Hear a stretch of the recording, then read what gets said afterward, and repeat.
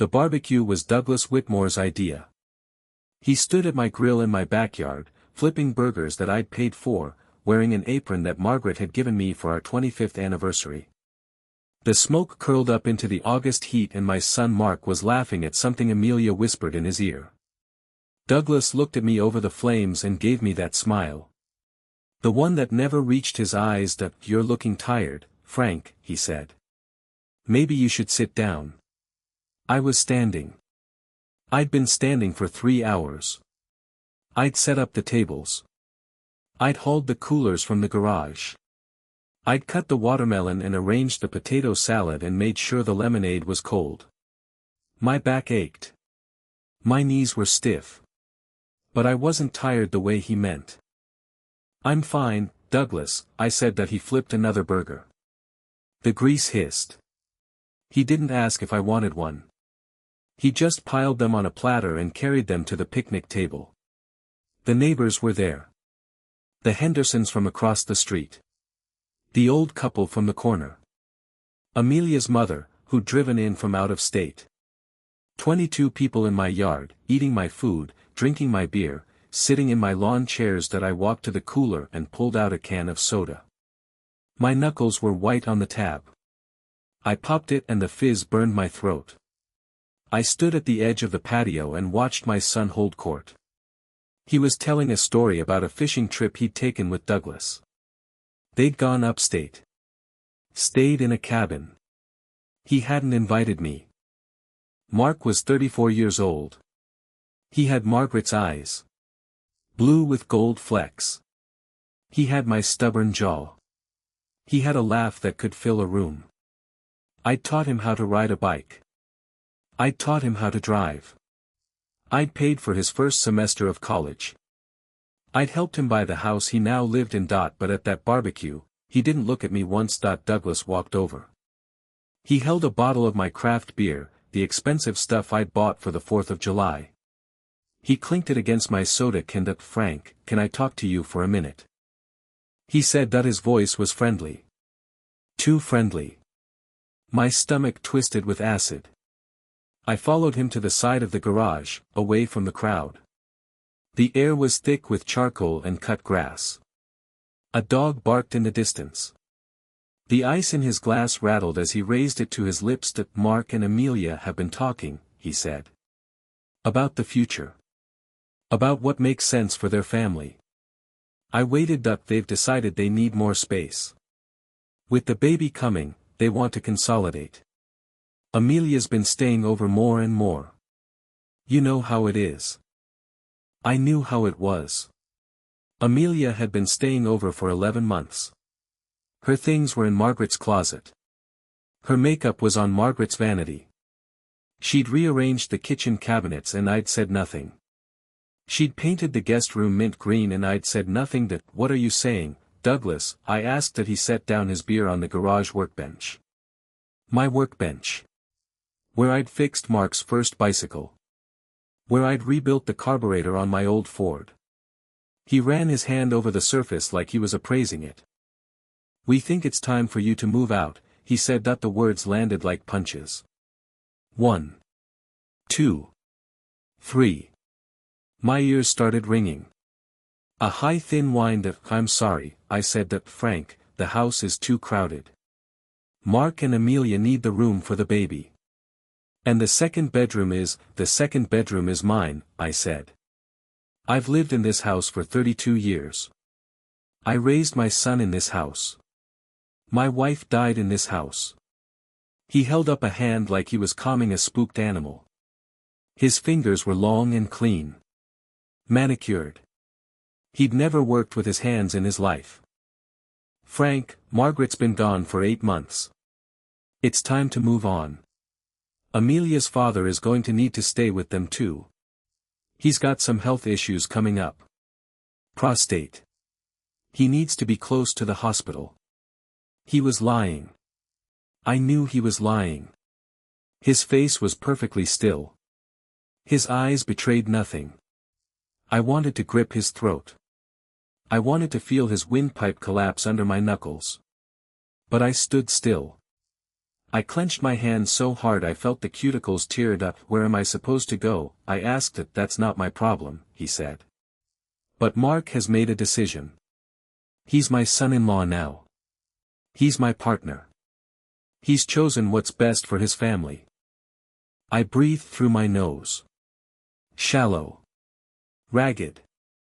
The garage smelled like gasoline and old wood. I stared at the workbench and saw the scratch marks from the day I'd taught Mark how to hammer a nail straight. He'd been 7. He'd cried when he missed and hit his thumb. I'd kissed it better. Where's Mark? I said. He'll talk to you tonight, Douglas said. After the barbecue. We thought it would be easier with everyone here. No drama. No scene. No drama. No scene. 22 people in my yard, eating my food, and they were going to drop this on me like a sack of garbage. I walked back to the yard. My legs felt rubbery. The grass was damp under my shoes. I stopped at the picnic table and looked at Mark. He was laughing with Amelia's mother. His head was thrown back. His teeth were white. He looked exactly like his mother when she was happy. Mark, I said. He looked up. His smile faded. Dad. You okay? I need to talk to you, I said. Now. He glanced at Amelia. She nodded. He got up and followed me into the house. The kitchen was clean. The dishes were stacked. The counters were wiped. Amelia had cleaned it that morning. She'd put Margaret's recipe box in the bottom drawer. I'd found it there and put it back on the counter. She'd moved it again. What's this about, Dad? Mark asked. He leaned against the refrigerator. His arms were crossed. He looked nervous. He looked like a boy who'd been caught stealing from the cookie jar. Douglas just told me you want me to move out, I said. His face went tight. His jaw locked. Dad, it's not like that. Then what's it like? I said. Because he made it sound like you and Amelia and him have already decided. Like I'm a piece of furniture you're throwing out. Mark rubbed the back of his neck. He wouldn't meet my eyes. We need the space, he said. Amelia's father is going to live with us. He's sick. He needs help. And with the baby, Douglas is not sick, I said. He's not going to be living with you. He's conning you, Mark. Can't you see it? Mark's face changed. He stood up straighter. His voice got harder. Don't start that again. You've been on his case since the day I brought Amelia home. You think everyone's a con artist except you. Mark, I've been his age. I've known men like him. He's using you. He's using Amelia. He's using this house. I'm not doing this with you, Mark said. I'm not having this argument. Amelia's my wife. Her father is my family now. And we need to make decisions that work for everyone. And what about me? I asked. What about your family? He didn't answer. He just stood there with his arms crossed and his face like stone. Mark, you're asking me to leave the house I bought with your mother. The house you grew up in. The house she died in. I know that, he said. And I'm sorry. But it's time. You need to find your own place. We can't keep you here forever. I heard my own heartbeat. Thick and slow. My throat tightened so much I could barely swallow. I looked at the kitchen window and saw Margaret's shadow. Her ghost. Her voice stuck. Frank, she'd said. Don't let him break you. Don't let anyone break you. Give me until the end of the month, I said. No, Mark said. Tonight. We need the room tonight. Amelia's dad is coming tomorrow morning. The world tilted. The floor shifted under my feet. Tonight, I repeated. Dad, I'm sorry. But you've got to understand. This isn't personal. It's just logistics. I walked past him. I went up the stairs to my room. My room. Margaret and I had picked out the wallpaper together. It was floral. Pale yellow. She'd wanted something cheerful. I'd wanted something practical. We'd compromised. She'd won that I pulled out my duffel. I packed my clothes. Margaret's things were already in a box. I'd kept them safe. The hairbrush. The reading glasses. The ceramic angel with the broken wing. I put them in a plastic bin. I opened my nightstand and found the hollowed-out book. Margaret had given it to me. The Count of Monte Cristo. She'd said, "Hide the key inside, Frank. Just in case." I'd laughed. I'd hidden the safe deposit box key anyway. I took it out of the book and put it in my wallet. I didn't know what I was going to do with it. But I knew she'd left it for a reason. She'd always trusted me more than I'd trusted myself. That I walked back downstairs. The barbecue was still going. People were laughing. Music was playing from the portable speaker. Douglas was at the grill again, flipping more burgers, basking in the attention that I carried my duffel and my box to the front door. I set them on the porch. I walked back inside and went to the living room. Mark was there with Amelia. She had her phone out. Filming. She always had her phone out. "Dad, let me help you," Mark started. "No," I said. "You've done enough." I walked past them and went to the kitchen. I opened the drawer where Amelia had hidden the recipe box. I pulled it out. I put it in my coat pocket. It was Margaret's. Not Amelia's. Not theirs. Hers. That I walked out the front door. Douglas was on the lawn. He had a beer in his hand. He was smiling. "Frank, I know this is hard," he said. "But you'll see. It's for the best. You'll have your freedom. You can travel. You can." I didn't let him finish. I walked right past him. I didn't speak. I didn't look back. I picked up my duffel and my box. I walked to the driveway. I opened the tailgate of my truck and loaded everything in. The Henderson kid across the street was washing his dad's Camaro. He was watching. His eyes were wide. The old couple from the corner were walking their dog and they stopped. They stared. That I walked back to the porch. I stopped at the foot of the steps. I looked at Mark. "That your mother gave me that house," I said. "We bought it together. She put her name on the deed. I put mine. We made a promise to each other. A legal promise. You can't sell it without my signature." Mark's face was white. Amelia had stopped filming. "You can't," she started. "I can," I said. "And I'm not going anywhere." "Not really. I'll be back. You just don't know when." I reached into my pocket. I pulled out the hollowed-out book. I held it up so Mark could see it. "That your mother gave me this," I said. "She said, 'Hide the key inside, Frank. Just in case.'" I didn't know what she meant. But I think I do now. Mark took a step forward. "Dad, what are you talking about?" "Your mother had a safe deposit box," I said. "She didn't tell you." "She told me. She left something in there. Something she wanted me to have. And I think it's got everything you and your father-in-law have been trying to hide." Douglas stepped forward. His smile was gone. His face was hard. "Frank, you're making a scene," he said. "No," I said. "You made a scene when you conned my son into throwing me out. I'm just leaving. But I'm going to be back. And when I come back, I'm going to have every piece of paper you've ever forged. Every bank record.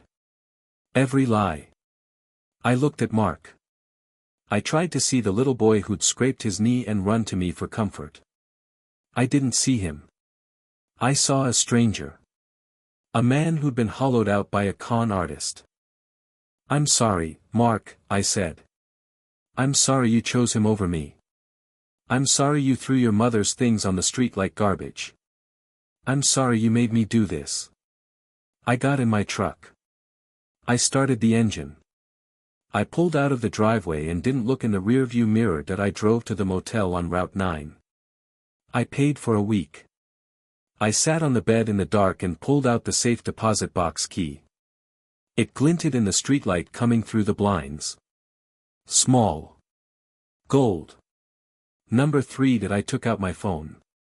I called Peter Harris, my lawyer's son. "Mr. Reeves," he said. "It's late. What can I do for you, Peter?" "I need you to pull every document you've got on Margaret's estate," I said. "I need to know who's been looking at her accounts. I need to know if anyone's tried to access her trust." "Frank, what happened?" "My son threw me out of my own house," I said. "His father-in-law is moving in. And I think they're trying to steal everything my wife left me." Silence. I heard Peter's keyboard click. "Frank, I'm pulling the records now. But I've got to ask. Do you have any evidence?" I looked at the key. I looked at the book. "I'm about to get some," I said. I hung up. I sat on the bed and felt the weight of the key in my palm. My knuckles were white. My chest was tight. But I was calm. That kind of calm that comes after the worst thing happens. When there's nothing left to lose. I thought about Mark's face. Amelia's phone. Douglas's smug smile. I thought about Margaret's pearls skittering across the concrete. I opened my wallet and pulled out the photograph I kept there. Margaret and me on our wedding day. She was laughing. Her hair was curled. She had her arm around my waist. "Sorry, Maggie," I whispered. "I should have seen this coming. But I'm going to fix it now. Whatever it takes." I tucked the photo back in my wallet. I tucked the key in my pocket. I lay back on the bed and stared at the ceiling. The air conditioner rattled. The highway hummed. The sun would come up in 6 hours. I'd be at the bank when it opened. I'd open that safe deposit box. And I'd find out what my wife had left me. I didn't know what it was. A letter. A document. A deathbed confession. Something. But I knew it would tell me the truth. And when I had that truth, I'd make Douglas Whitmore pay. Not with violence. Not with rage. But with the only thing that mattered. Legal proof. Paper. A record. I closed my eyes and breathed. Slow. Steady. My knuckles relaxed. My jaw unclenched. I was ready. The bank opened at 9. I was standing at the door at 8:45 with a cup of coffee that had gone cold in my hand. The parking lot was empty except for a single sedan and a delivery truck. I watched the sun climb over the rooftops and thought about the key in my pocket. It felt heavier than it should have. Like a weight pulling me down into something I couldn't see yet. The teller arrived at 8:50. Her name was Sarah. She'd known Margaret from church. She saw me through the glass and her face shifted. She unlocked the door and let me in. "Mr. Reeves," she said. "You're early." "I need to access my wife's safe deposit box," I said. "Number 3. Sarah's smile flickered. She looked at the key in my hand. Then she looked at me. Her eyes darted to the side like she was checking for someone. "Mr. Reeves, that box was accessed 2 weeks ago," she said. "By your son." I heard the words. I felt my ribs tighten. My hands were steady but my gut twisted. "He doesn't have a key," I said. "No," she said slowly. "He didn't. He had a notarized affidavit and a court order. He claimed the key was lost. He signed as your next of kin." I pressed my palms flat against the counter. The edge of the granite bit into my skin. My knuckles went white. "Did he take anything?" I asked. Sarah looked down. Her fingers were trembling. "He took a sealed envelope," she said. "It had your name on it. In Margaret's handwriting. He opened it at the table. He read it." I watched his face turn pale. Then he put the envelope back and locked the box. "Did you tell anyone?" I asked. "I didn't think it was my place," she said. "I'm sorry." I'm so sorry, Mr. Reeves. I breathed through my nose. Slow. Deep. The air tasted like paper and floor waxed up. Sarah, I need to see the footage from that day, I said. I need a copy of the entry log with his signature. I need everything. She nodded. I'll need a subpoena for the footage. But I can print the log. I can do that right now. She typed something into her computer. The printer hummed. She handed me a piece of paper. Mark's signature was there. Date. Time. The clerk's initials. He'd stood in this lobby and pretended to be the son who'd lost his father's key. He'd stood in this lobby and lied to a woman who'd known him since he was a child. I folded the paper and put it in my pocket. My chest ached. My throat was tight. Sarah, I need to see what's still in that box, I said. Right now. She led me to the vault. The safe deposit boxes lined the wall like a row of steel teeth. She used her master key. I used my small gold key. We turned them together. The lock clicked. She slid the box out and set it on the table. I opened the lid. Inside there was a single envelope. It was white. Thick.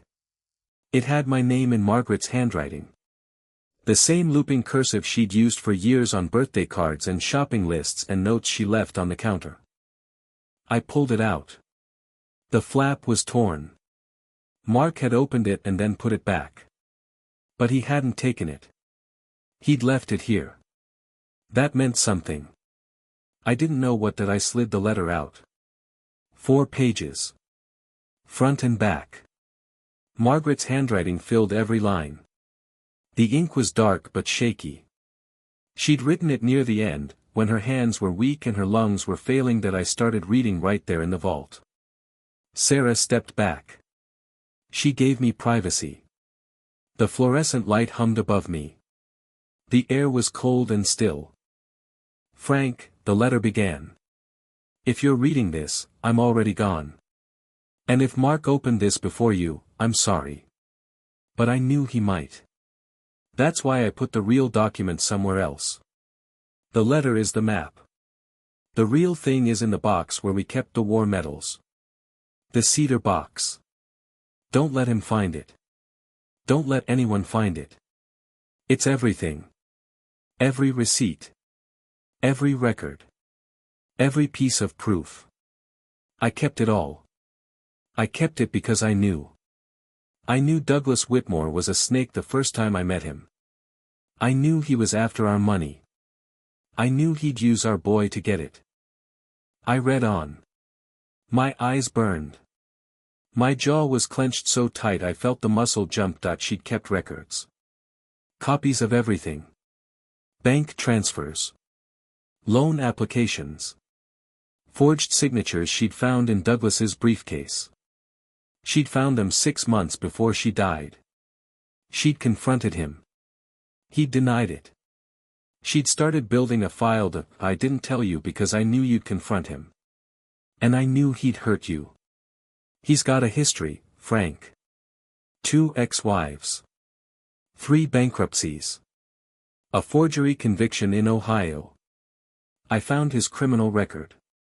I hired a private investigator. His name is Ray Miller. He's in the phone book. He kept copies of everything. You need to call him. You need to tell him I sent you. He's got a file this thick. She'd drawn a little mark next to the word thick. He's got everything. And he's waiting for you. I folded the letter. I put it back in the envelope. My hands were shaking. I pressed them flat against the table and watched the tremors travel up my wrists. I drove to the address on the letter.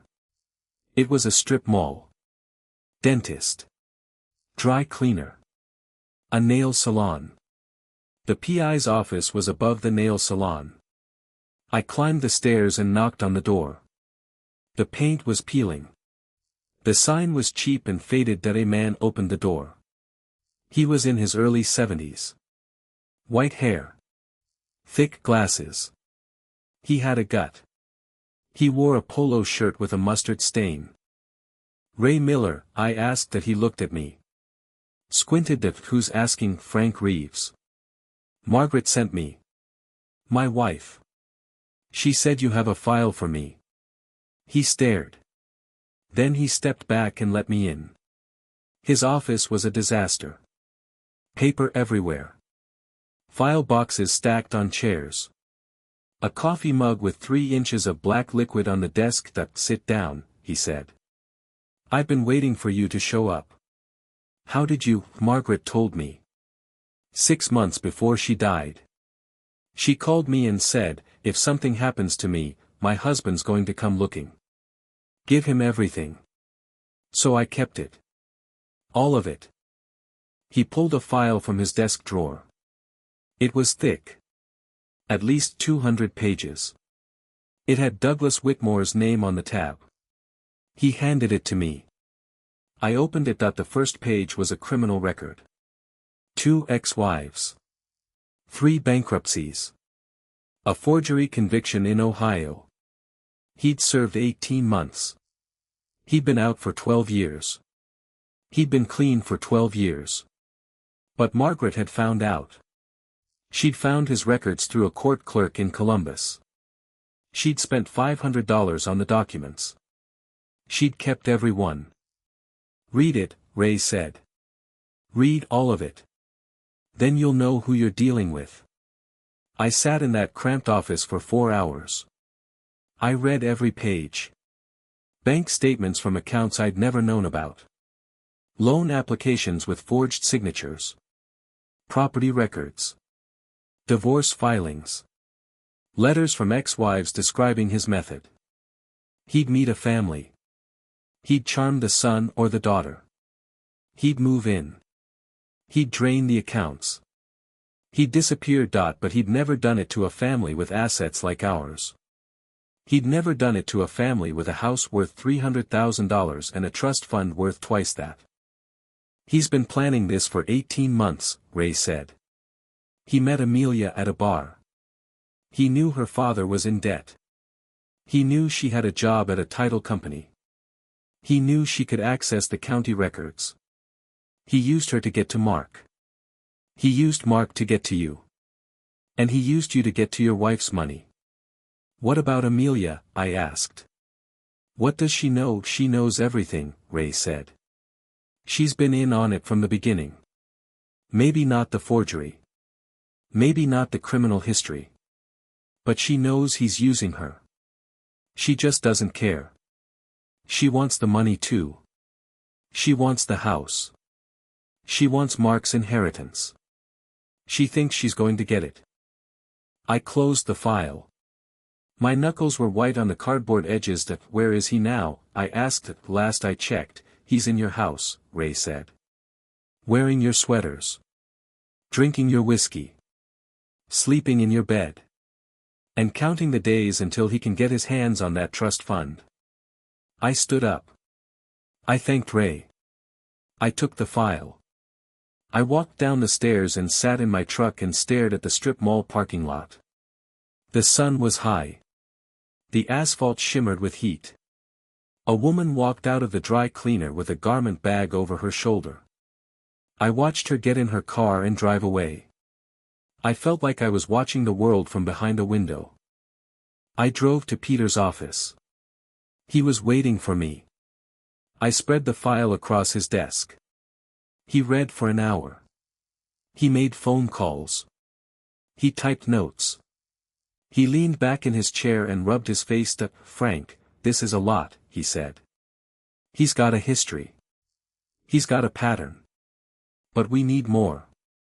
We need specific evidence of what he's done in the last 6 months. We need the bank records. We need the forged documents. We need to prove he's actively defrauding you. I've got the safe deposit box log, I said. Mark signed it. He pretended to be me. That's forgery. That's fraud. It's a start, Peter said. But it's not enough. We need more. I nodded. I knew he was right. The next morning, I started building the case. I went to the county courthouse. I filed a records request for everything with my name on it. I spent 3 hours at the clerk's office. I found 2 home equity loan applications I'd never signed. I found a credit card account in my name with a $9,000 balance. I found a car loan for a vehicle I'd never seen that every document was signed with a forgery. The signature was close. But it wasn't mine. The M was wrong. The loop in the R was too tight. I could see it. I could feel it in my hand. I took the copies back to Peter. He highlighted each signature. He made a chart.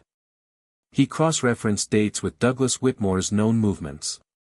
He built a timeline that, "You're going to need to testify," Peter said. "You're going to need to sit in a courtroom and point at those signatures and say, 'This is not mine,' in front of everyone." "I can do that," I said. "That we're also going to need Amelia," he said.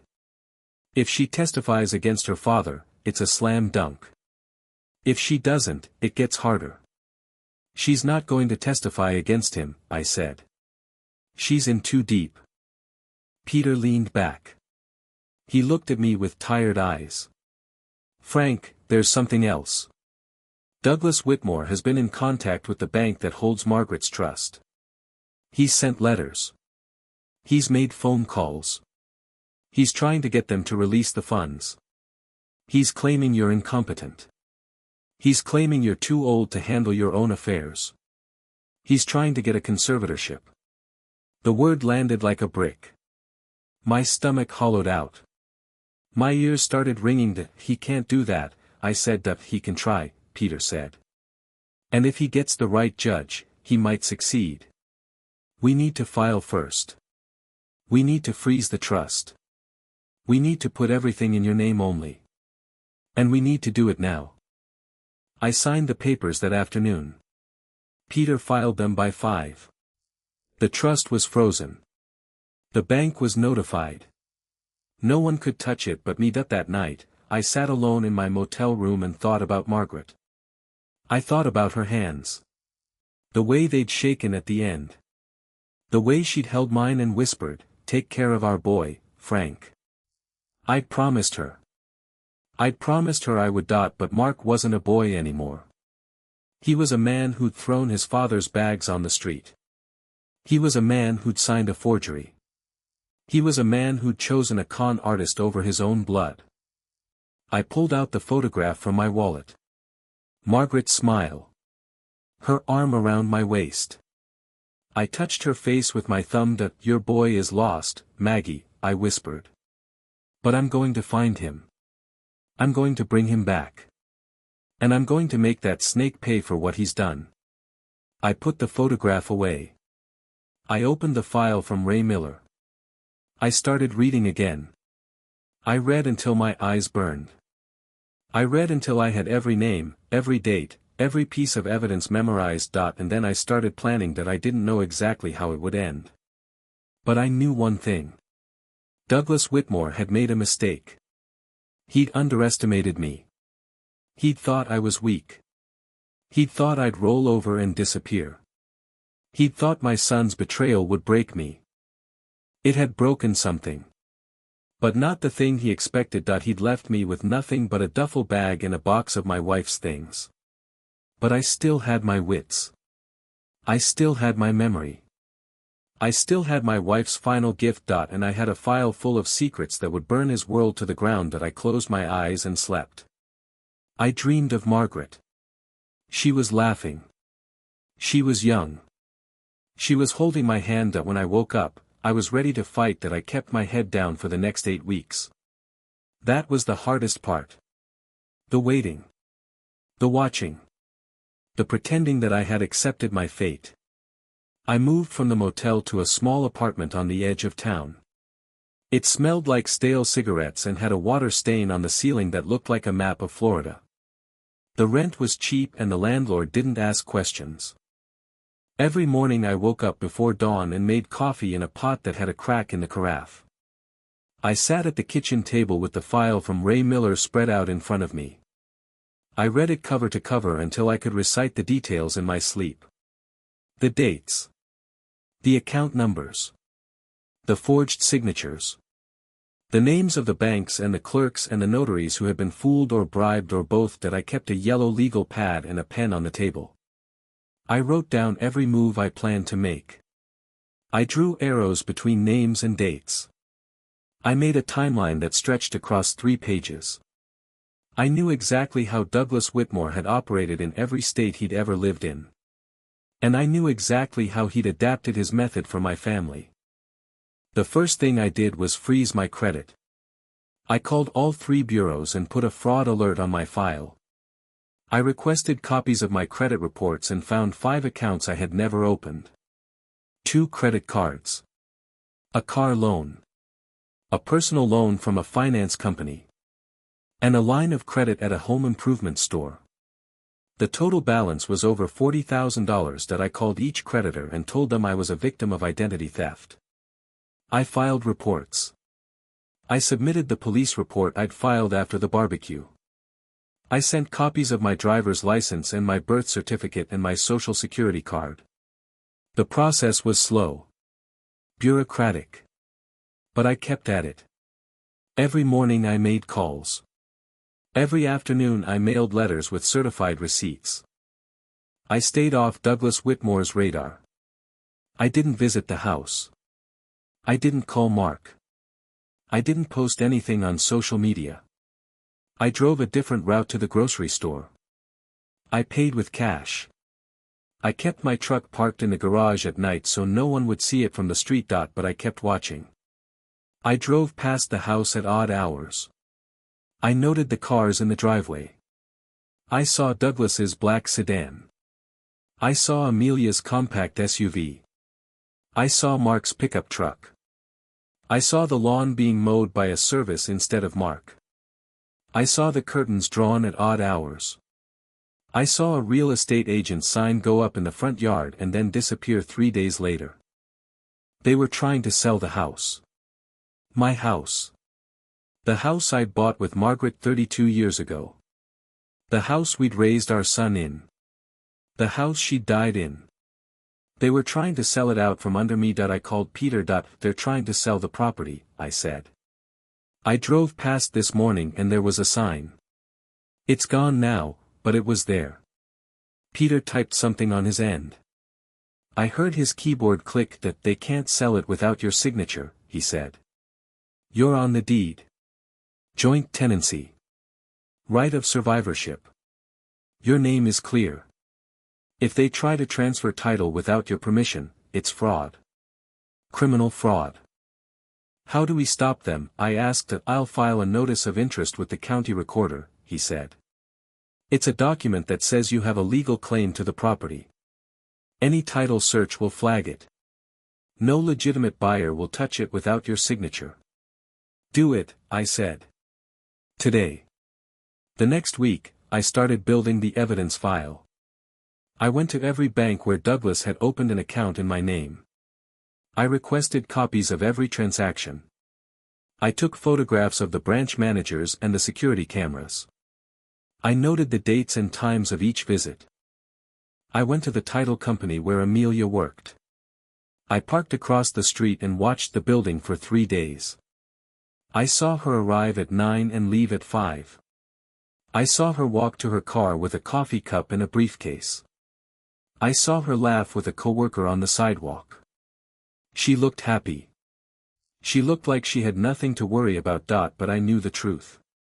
She had everything to lose.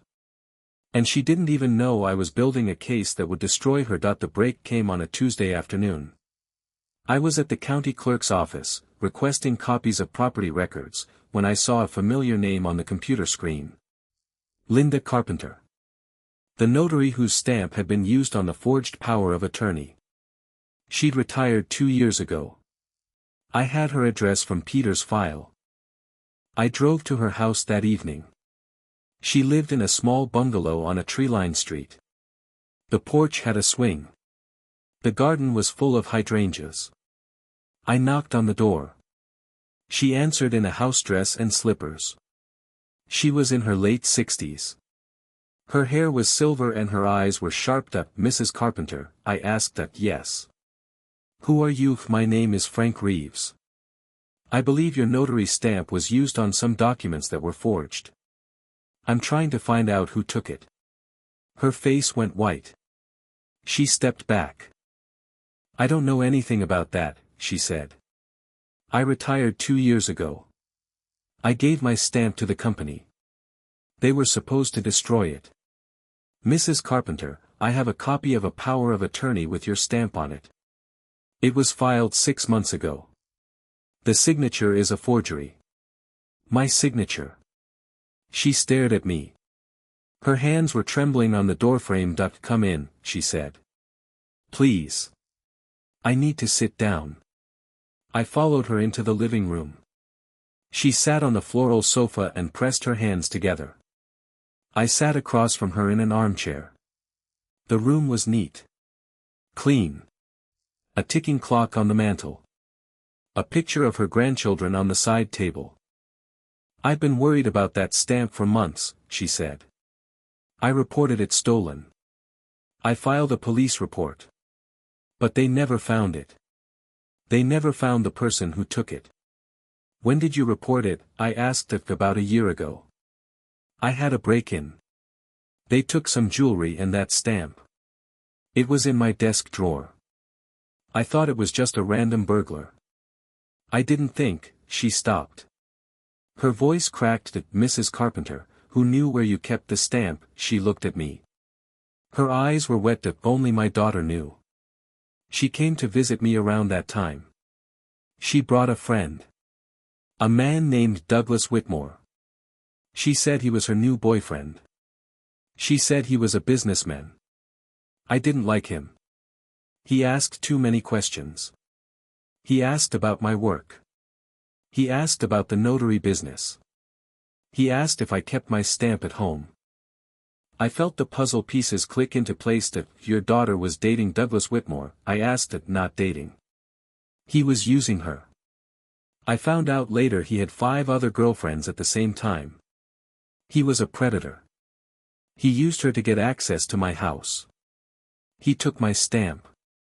He forged documents. And now I'm scared he's going to come back. I pulled out my phone. I showed her the photograph of Douglas from the file. Is this the man? I asked. She nodded. Her face crumpled. That's him. That's the man who ruined my daughter's life. He stole her savings. He stole her car. He left her with nothing but a broken heart and a pile of debt. Mrs. Carpenter, I need you to testify, I said.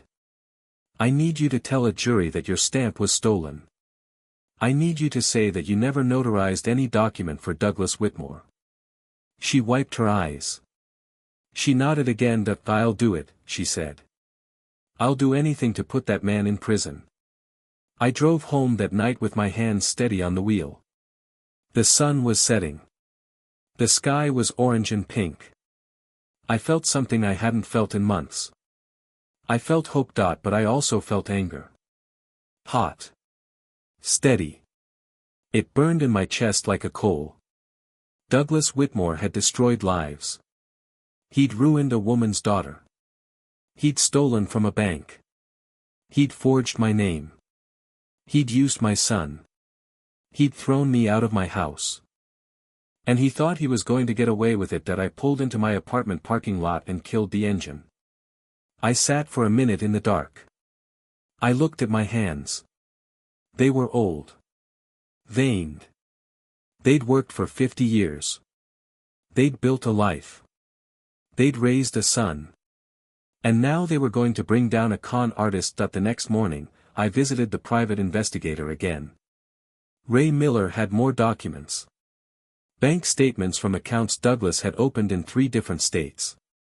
A mortgage application with a forged signature. A divorce decree that showed he'd hidden assets from his ex-wife.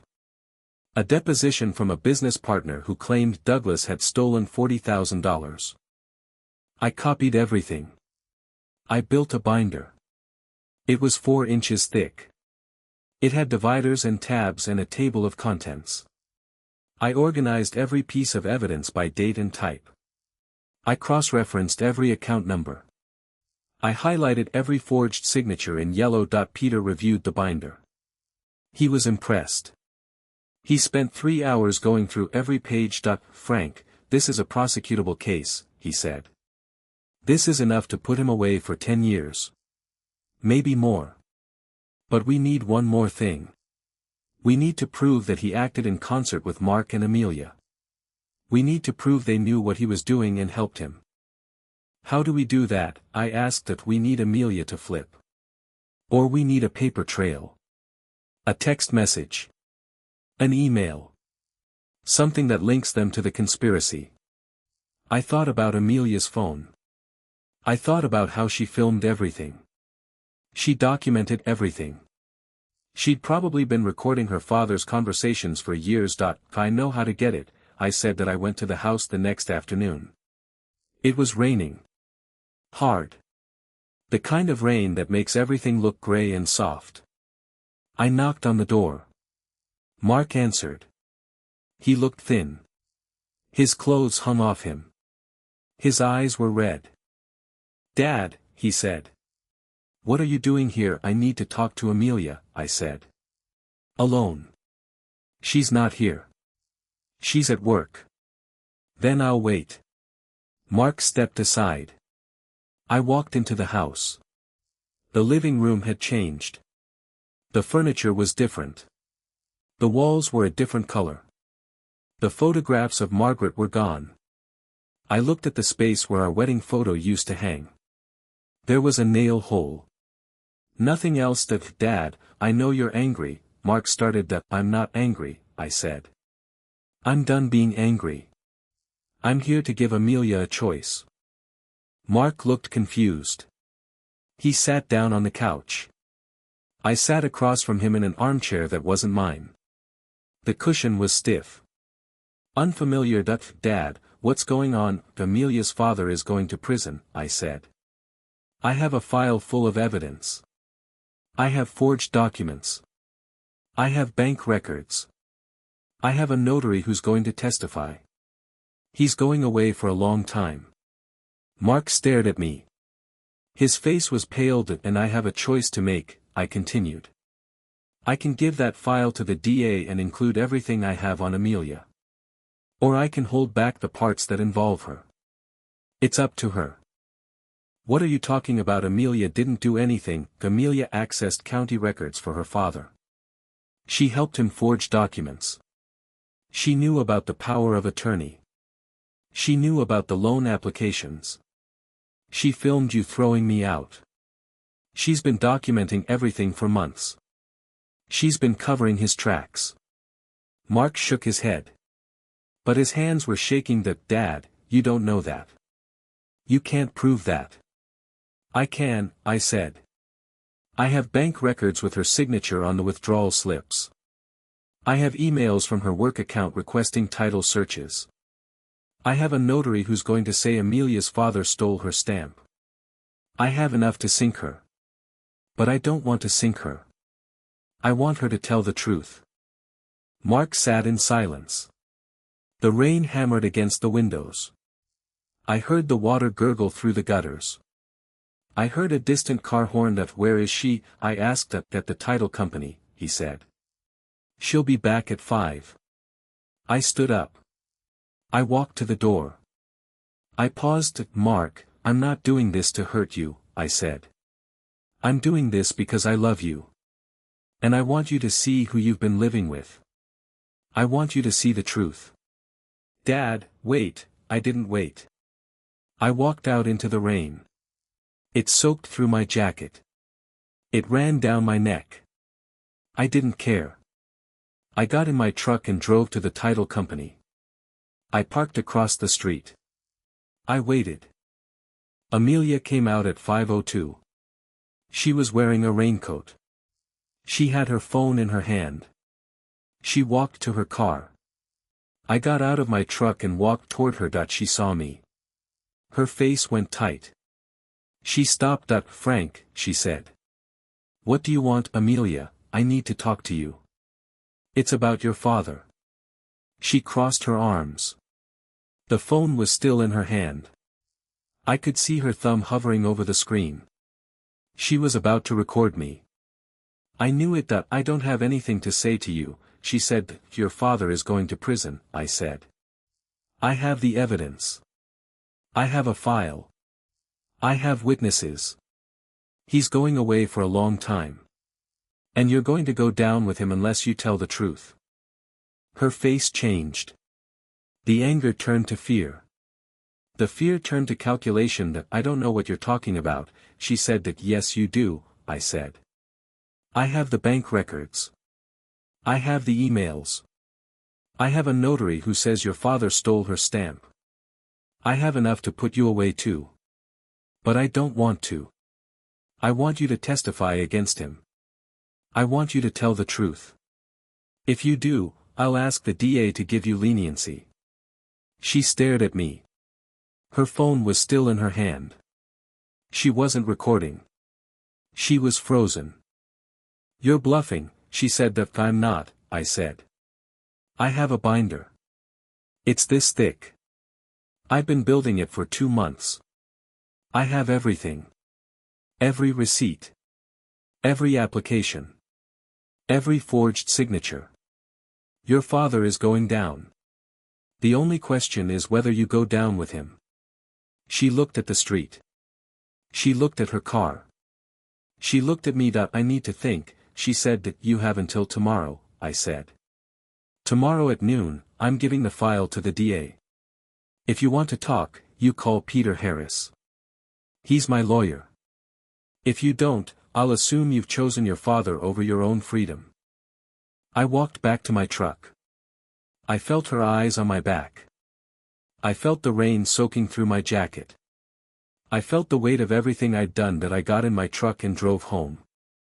I sat in the dark and waited. The phone rang at 10:47 that night. It was Peter. Frank, I just got a call from Amelia Whitmore, he said. She wants to talk. She wants to tell us everything. But she's scared. She says Douglas has threatened to hurt her if she talks.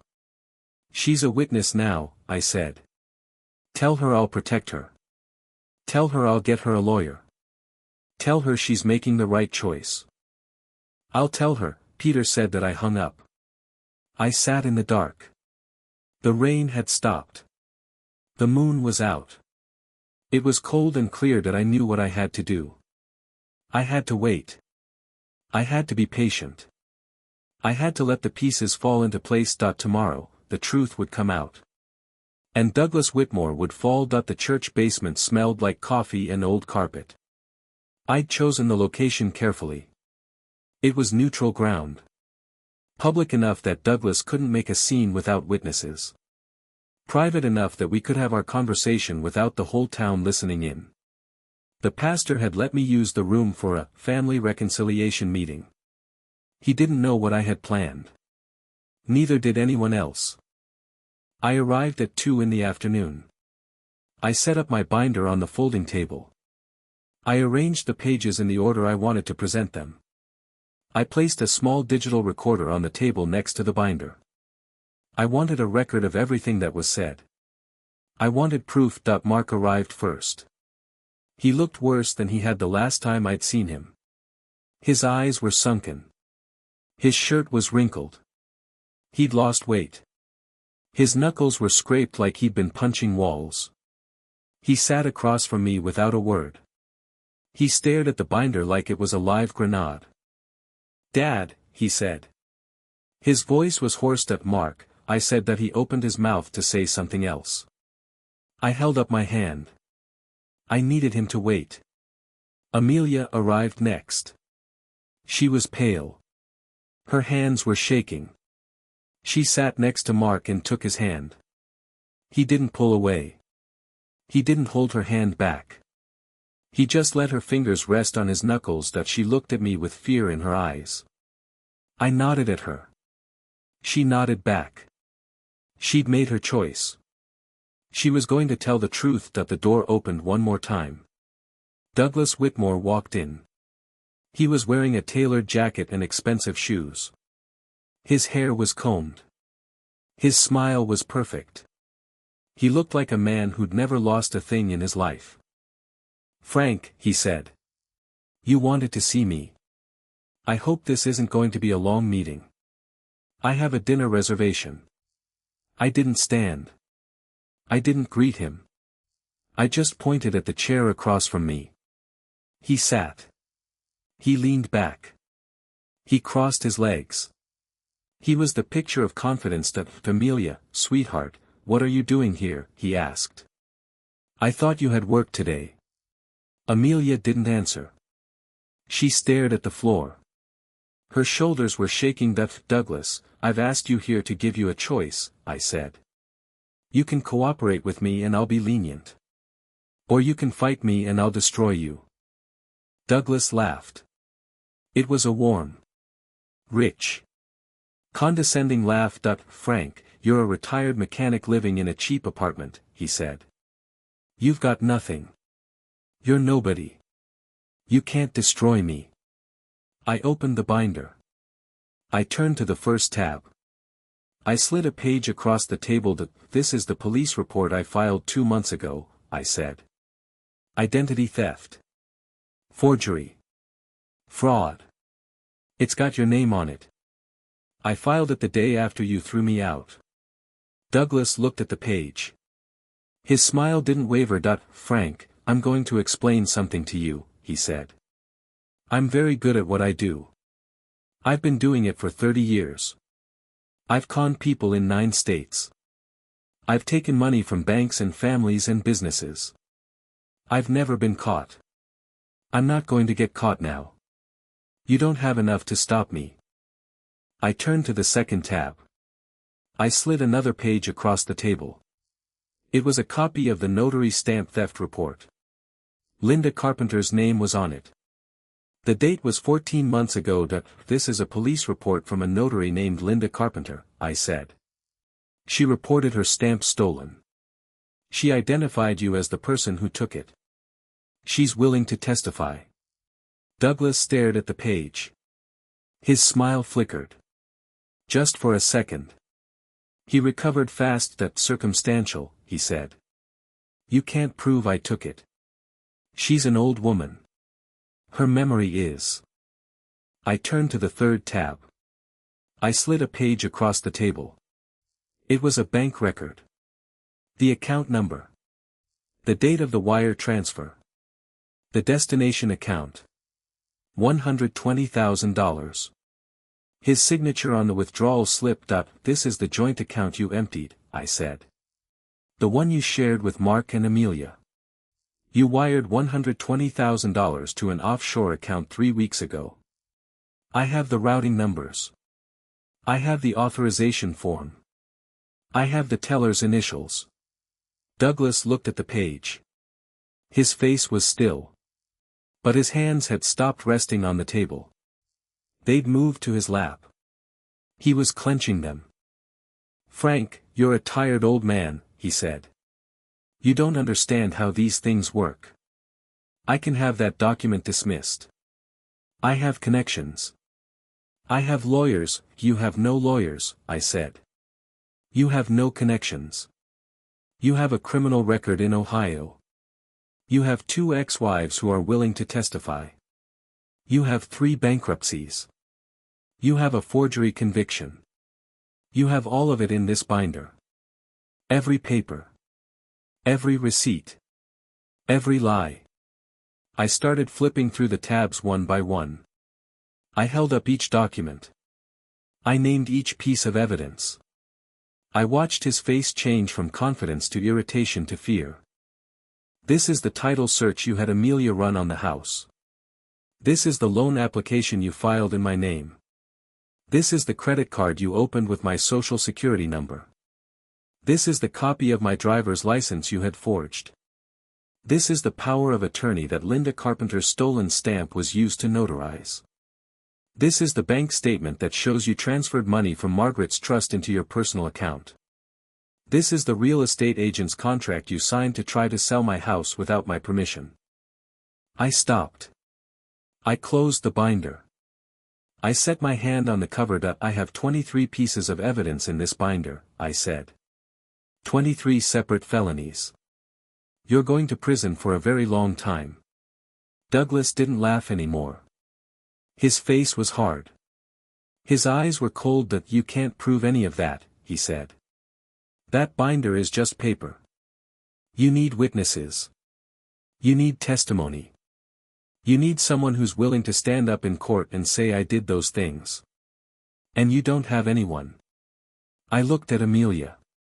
She was crying silently. Tears were streaming down her face. Her jaw was trembling. "I have Amelia," I said. Douglas turned to his daughter. His eyes were sharp. Cold. "Amelia, don't be stupid," he said. "You're my daughter. Your loyalty is to me. To your family." She looked up. Her face was a wreck. But her voice was steady. "You're not a family," she said. "You're a con artist. You used me. You used Mark. You used Frank. You stole from us. You stole from everyone. And I'm done protecting you." Douglas stood up. His chair scraped the floor. His face was twisted. "You ungrateful little." "Sit down," I said. "I didn't raise my voice. I didn't move. I just looked at him with eyes that had seen 50 years of hard work and broken promises." He didn't sit. But he didn't move. He stood there with his hands clenched and his face red. "You don't have anything," he said. "You can't prove anything. This is a bluff. A weak old man's last chance to get revenge." I reached into the binder. I pulled out the last page. The one I'd saved for the end. I slid it across the table. It was a photograph.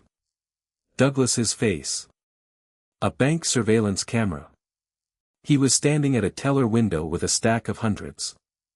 The date was clearly visible. The amount. The branch location. It was the day he'd made the transfer. "This is from the security footage at First Federal," I said. "I got it with a subpoena. You're looking right at the camera. Your face is clear.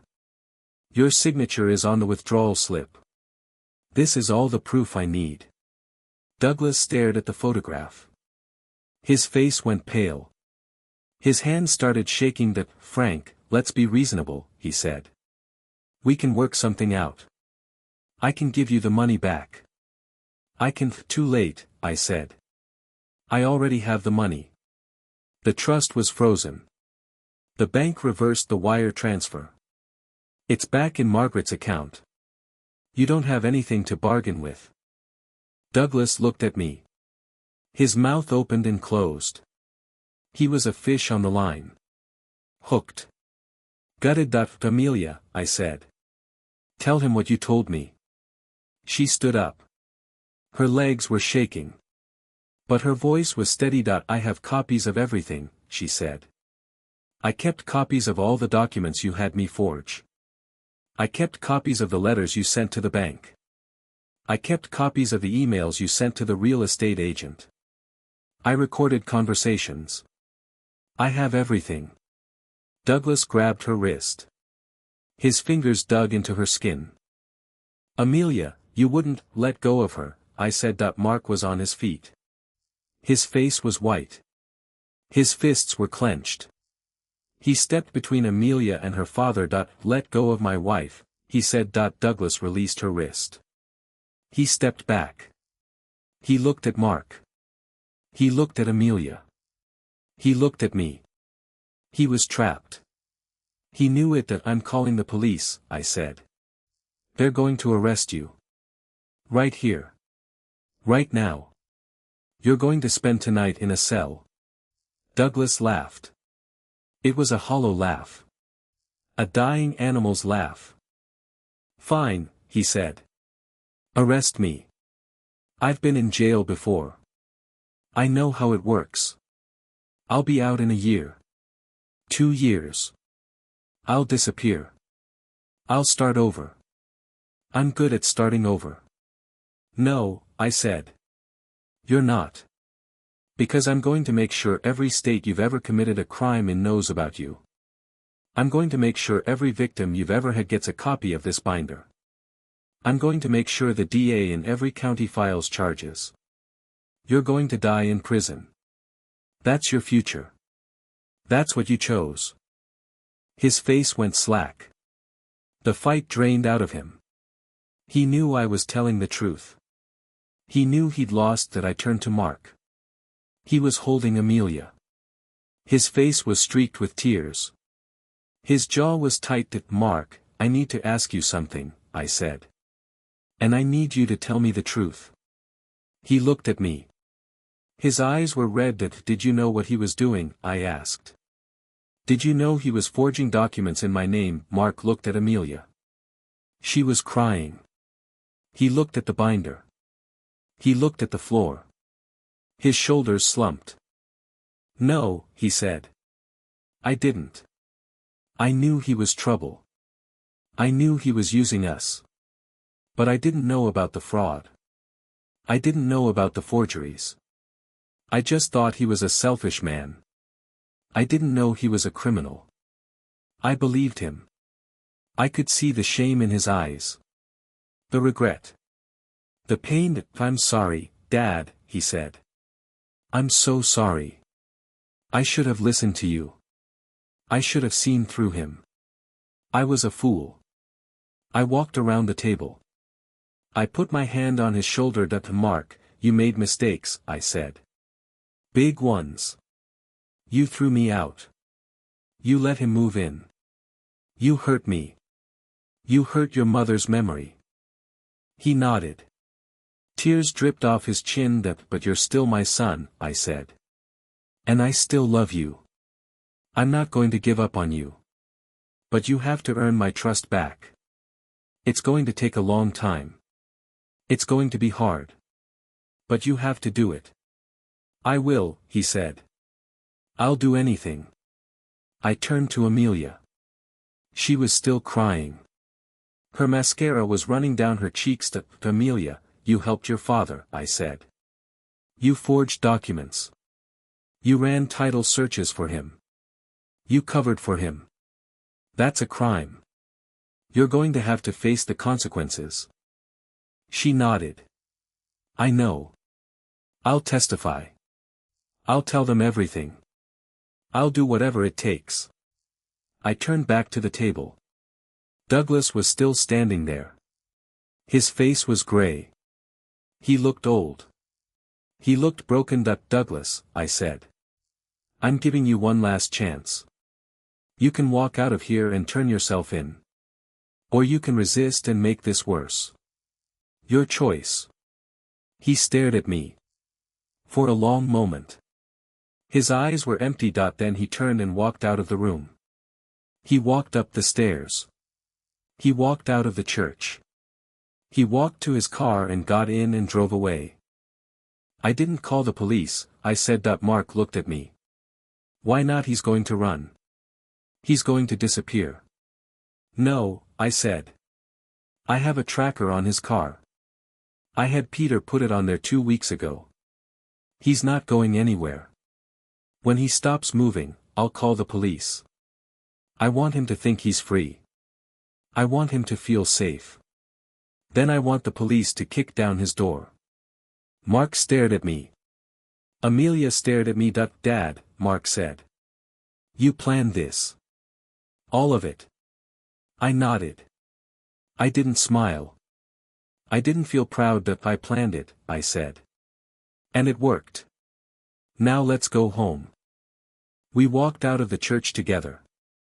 The sun was setting. The sky was orange and gold. Mark put his arm around me. I let him. It wasn't forgiveness. Not yet. But it was a start. Douglas Whitmore was arrested 2 hours later. He'd driven to a motel on the other side of town. He'd packed a bag. He'd been planning to run. The police found him with a fake passport and $40,000 in cash. They booked him on 23 counts of fraud. He's still in custody. I'm not happy. I'm not satisfied. I feel hollow. But I feel free. I think that's what justice is. Not triumph. Just the absence of a weight you've been carrying. I'm glad I was wrong about Mark. He's not a criminal. He's just a son who made a terrible mistake. And he's trying to make it right. That's all I can ask for. That's all Margaret would have asked for. The trial lasted 6 days. I sat in the front row of the gallery every morning and every afternoon.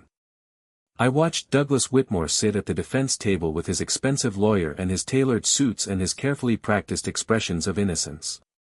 He looked like a man who'd never done anything wrong in his life. But the evidence was too strong. The binder I'd built was spread across the prosecutor's table in neat stacks. Every tab. Every document. Every photograph. It was all there. Amelia testified on the third day. She wore a simple dress and her hair was pulled back. She looked younger than she had in months.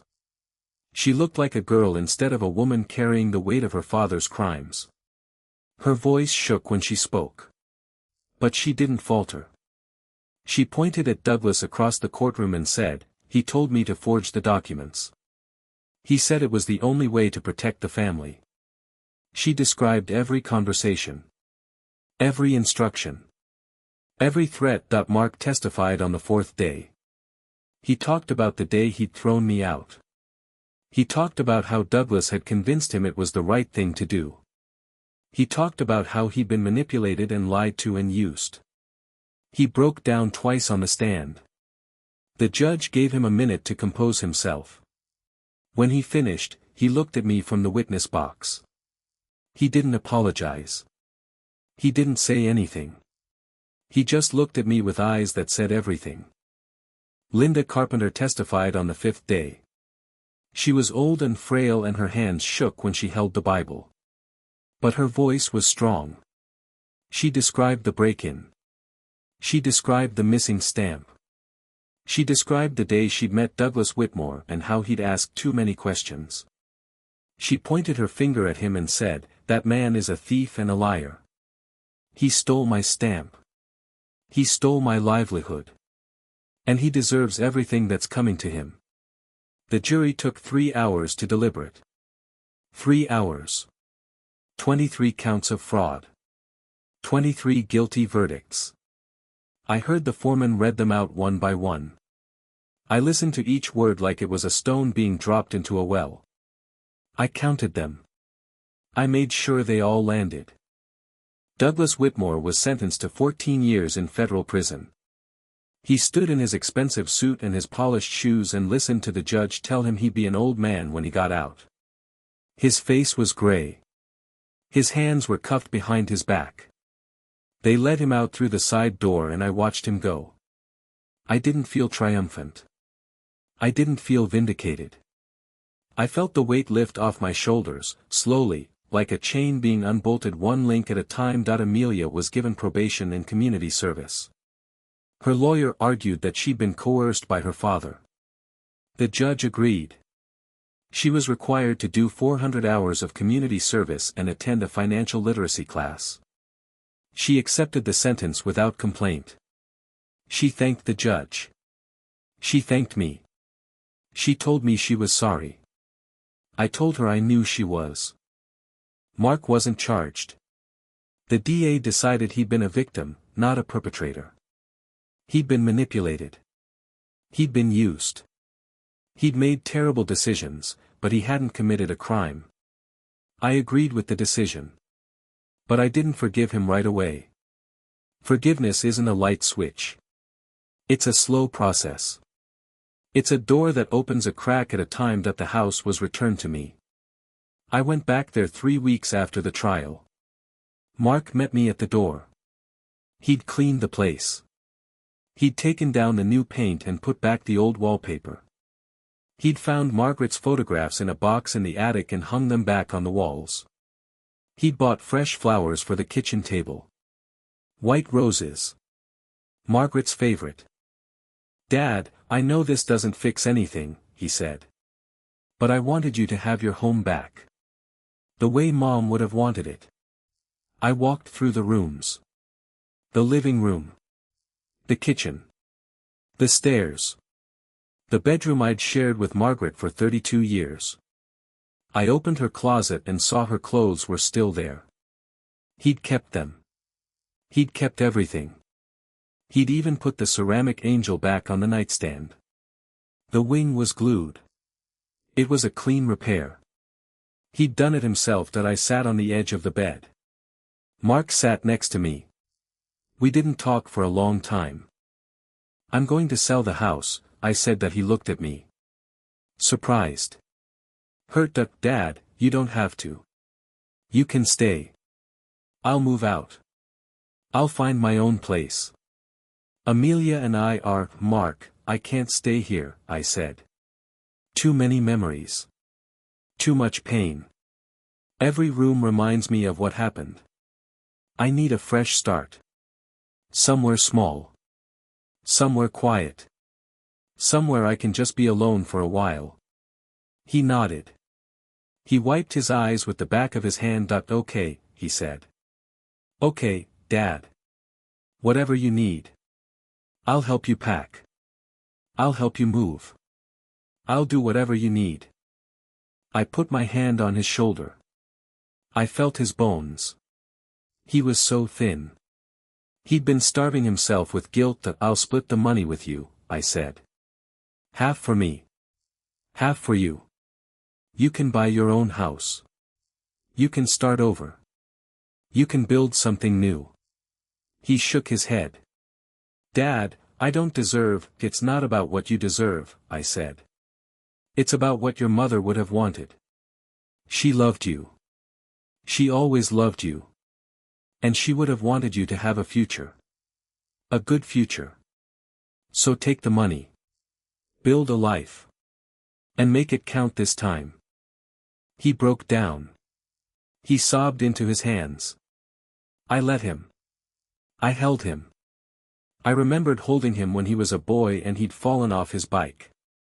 I remembered holding him when he was a teenager and he'd been rejected by his first girlfriend. I remembered holding him the night Margaret died. His body had been so heavy with grief. It was heavy now too.